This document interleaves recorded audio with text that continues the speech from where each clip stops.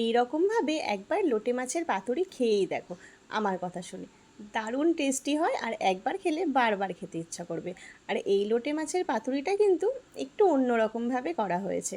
তো চলো রেসিপিটি তোমাদের সঙ্গে শেয়ার করি। তাহলে চলো রান্নাটা শুরু করা যাক।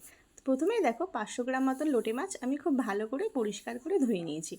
এরপর এতে দেবো পেঁয়াজ কুচি, টমেটো কুচি, 2 টেবিল চামচ পেঁয়াজ বাটা, আর দেবো বেশি কিছুটা মশলা, সেটা আমার স্কিপ হয়ে গেছিলো, আমি তোমাদের পরে জানাচ্ছি। এরপর দেবো কাঁঠালের বীজ, আর দেবো ধনেপাতা কুচি, আর দেবো বেশ খানিকটা মতন সর্ষের তেল। আমি কিন্তু এই লোটে মাছের পাতুরিতে একটু কাঁঠালের বীজ অ্যাড করেছি, সত্যি অসাধারণ খেতে হয়, তোমরা একবার ট্রাই করে দেখতে পারো, সত্যি খুব ভালো হয় খেতে।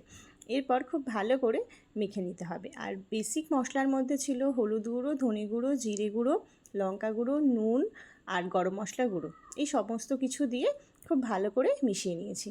এরপর দেখো একটা ফ্রাইং প্যান নিয়ে নেব, তার মধ্যে 4-5খানা মতন কলা পাতা আমি পেতে দিয়েছি, তার মধ্যে মাছগুলোকে দিয়ে খুব ভালো করে সাজিয়ে নিতে হবে। এরপর তার উপর দিয়ে আমি কিছুটা ধনেপাতা আর কাঁচা লঙ্কা ছড়িয়ে দিয়েছি।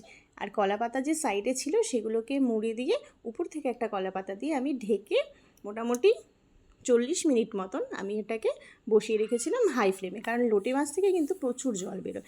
আর দেখো আমাদের কিন্তু এক পিঠ হয়ে গেছে, আর এক পিঠটা আমি বসাতে দিয়েছি। এইভাবে একবার লোটে মাছের পাতুরি করে দেখো। লোটে মাছের ঝুড়ো তো আমরা প্রত্যেকেই খেয়েছি, বাট কাঁঠালের বীজ দিয়ে লোটে মাছের পাতুরি, আহা অপূর্ব সুন্দর। তো দেখো আমি তোমাদের একটু কেটে দেখাচ্ছি, সত্যি গন্ধটা এত ভালো বেরিয়েছে, মানে তোমাদের আমি বলে বোঝাতে পারবো না। তো আমার রান্না তোমাদের যদি ভালো লাগে অবশ্যই তোমরা লাইক কমেন্ট করো আর শেয়ার করো। আর হ্যাঁ, অবশ্যই রান্নাটা ট্রাই করে আমাকে কিন্তু কমেন্ট করে জানিও। টাটা।